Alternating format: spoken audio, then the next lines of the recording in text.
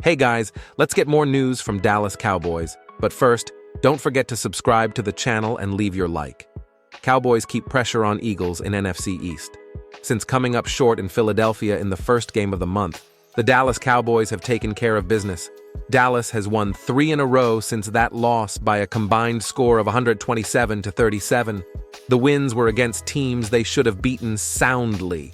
Unfortunately, the Eagles have matched the Cowboys win for win. The Cowboys remain 2 games back of the Eagles for the division lead and for the number 1 seed in the NFC, with 6 games to play. The Giants and Commanders are fading into the sunset at 4-8. The Cowboys avenged a 41-6 loss to Washington on Thanksgiving Day in 2020, the last time they met on the holiday with a brutal beatdown. The game was close in the first half, with Dallas holding a 20-10 lead before Dolly Parton stole the show at halftime. Dallas put up 25 points in the second half.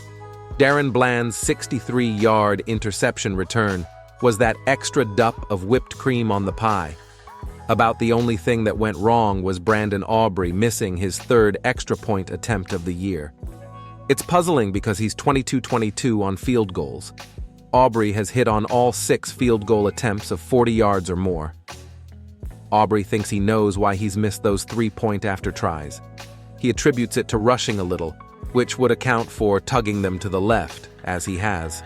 Still, if that's the only concern for Dallas right now, it's not a major issue. Their upcoming schedule is, however. The Cowboys, 8-3, have home games against the Seahawks and the Eagles. Then they hit the road to play the Bills and Dolphins. Dallas gets a young, hungry Lions team at home before closing the season out at Washington. That loss to the Cardinals when Dallas was sleepwalking in the first half may yet haunt this team. There can be only one explanation. Someone in the Eagles organization sold their soul to this guy. It's the only theory that makes any sense to explain how the Eagles, 10-1, keep winning the games they've won this year. In addition to making plays and getting 59-yard field goals in the rain, they appear to be getting the calls and the non-calls just when they need the. I know the adage is that good teams make their own breaks, but how they are managing to strike the officials blind eludes most of us. A missed horse collar tackle and 2 missed pass interference violations by Darius Slay on Sunday are added to an ever-growing list of good breaks. The irony of the Eagles' 37-34 overtime win over the Bills is that if not for Buffalo, the Eagles would have lost 34-31 instead. Following Buffalo's 42-36 loss to the Chiefs in the 2021 divisional playoffs, the NFL changed the rules for overtime. Instead of the first team to score wins, the rule allowed for a team to get a possession if their opponent only scored a field goal on their first possession. Buffalo kicked a field goal in overtime prior to the 2022 season. That would have won the game, but now the Eagles had a chance to tie the game or win with a touchdown. They got the touchdown and the win. Parsons details non-holding calls, sacrifices for D-line. In the days following Dallas' 45-10 win over Washington on Thanksgiving, videos and highlights were posted on social media that put a spotlight on Micah Parsons being held throughout the game despite not receiving one holding call in his favor. Much like it's been his whole career, Parsons couldn't do much aside from plead with officials throughout the game, but he looks forward to the day that he is able to earn those penalty calls. "Yeah, it's frustrating," Parsons said on Monday. "I kind of wish people saw it the way I do, but I tell the ref, if you just look at me the whole time, you don't even gotta look nowhere else. You just look right there and it's right in front of you." While the emotion does come out when Parsons says he doesn't feel like he's being treated fairly by the officiating, he said that as his career has gone on, he's been able to manage the ups and downs much better. "It kind of gets me on the emotion side because I'm competing and I'm daring to be great, and I'm challenging these guys, and I know I'm getting the best of them, and it may not show up the way I want it to show up," he said. "That definitely bothers me, and I'm working on it, playing it cool, not letting it get the best of me. I think that's been the difference between this year and last year." Parsons' defensive coaches, defensive line coach Aiden Durd and defensive coordinator Dan Quinn, have both been able to help in keeping his confidence high despite the officiating. Deere is like, "You gotta keep going, forget all the other stuff," he said. I'm just like, "Yeah, you're right, I just gotta keep going. That's kind of why I've been getting these late-game sacks and just trying to survive in here and things like that, and I'm going to keep hunting."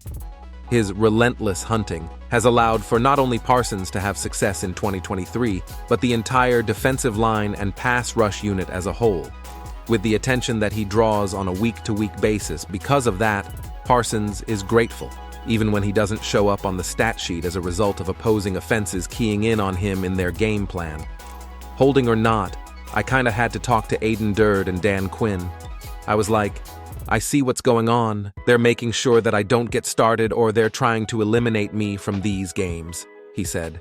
I think I'm at that point in my career where I understand what they're trying to do, and I need other guys to get going so that way it can open it back up for me. It's sacrifice time.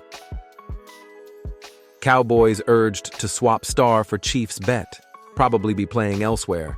Dallas Cowboys rumors continue to swirl about the future of starting running back Tony Pollard. Reports Matt Holder believes Pollard will move on in free agency this offseason.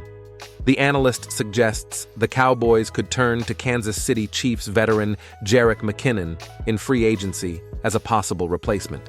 Tony Pollard is playing on the franchise tag, and Dallas is estimated to begin the offseason significantly over the cap, according to SpotRack. Holder wrote in a November 27, 2023 article entitled NFL Team Needs, prioritizing every roster's biggest weaknesses entering Week 13. The soon-to-be 27-year-old will likely be looking for a payday in the offseason, meaning he'll probably be playing elsewhere next season. McKinnon has over 2,000 receiving yards in his career and could at least replace what Pollard brings to the passing game, but at a fraction of the price. McKinnon is playing on a one-year, $1.3 million contract and shouldn't command much more than that in free agency. If the Cowboys do move on from Pollard, it is hard to imagine McKinnon would be the team's solution at RB1. McKinnon has made a minimal impact on the Chiefs' offense this season. Through the first 12 weeks, McKinnon has just 13 carries for 30 yards. McKinnon has been more active in the passing game, adding 19 catches for 155 yards and 3 touchdowns. A solution that makes more sense is Dallas finding their next RB1 in the draft as a more affordable option than Pollard. The Cowboys could sign a low-cost veteran like McKinnon as a complementary piece. This would not be an upgrade over Pollard. Cowboys rumors linking the team to running backs are sure to heat up this offseason. After being upgraded to the Dallas RB1 role, Pollard has had an up-and-down season. The good news is, Pollard is starting to find his footing as the postseason nears. Pollard is coming off his best statistical game since Week 3. With his big Thanksgiving outing, the playmaker had 13 carries for 79 yards and a touchdown. Pollard added 6 receptions for 24 yards against the Commanders. The decision for Dallas is as much financial as it is about Pollard's inconsistent production. Pollard has been playing on the $10 million franchise tag this season, and the Cowboys are unlikely to want to pay a similar salary at the position for 2024. SpotRack projects Pollard's market value to be a 3-year, $19.8 million contract. SpotRack's Michael Janty believes the Packers, Bears, and Bills could be potential landing spots for Pollard. The Cowboys have contracts to hand out left and right this winter-spring, including a couple of blockbusters for Prescott and Lamb. Janty detailed in a November 21st feature evaluating the 2024 running back market. A $13 million second franchise tag for Pollard seems inconceivable right now, but so does any sort of multi-year guaranteed extension, if we're being honest. Pollard hits the open market seeking a cap-adjusted version of My Sanders' free agent deal, 3 years, $20.5 million. Green Bay, Chicago, and Buffalo are listening. There is no guarantee Dallas will move on from Pollard this offseason. The running back could agree to a more team-friendly salary if the Cowboys are willing to sign the rusher to a multi-year deal. And you, fan, what do you think of the Tony Pollard situation? Leave your opinion in the comments.